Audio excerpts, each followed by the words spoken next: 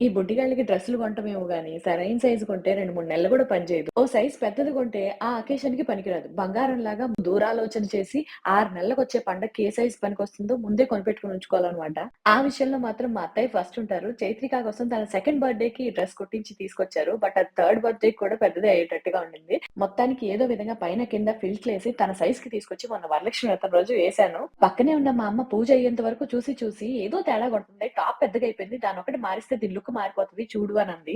అది peplum top దాని fashion అంతే అని చెప్పినా తన మాట తీసేయడం ఎందుకని ఒక టాప్ మార్చి చూసాను. భలే క్యూట్‌గా లెహెంగా కాస్త లంగా జాకెట్ అయిపోయింది. ఆ షార్ట్ జాకెట్ వల్ల కింద లెహెంగా ఎలివేట్ అయ్యి భలే లుక్ వచ్చింది. మొత్తానికి వరలక్ష్మి వ్రతం రోజున ఒకే అవుట్‌ఫిట్‌కి 2 స్టైల్స్ ఇచ్చేసాము. ఆ లెహెంగా బార్డర్‌లో పింక్ ఎక్కువ ఉండడం వల్ల ఈ టాపే ఎక్కువ సూట్ అయింది అనిపించింది నాకు. మరి ఈ ట్రాన్సిషన్‌లో మీకే డ్రెస్ నచ్చిందో కామెంట్ చేసి చెప్పండి. గరాల పట్టి సక్కంది సక్కందిలే అందాల సిట్టి బుచ్చాయి బుచ్చాయి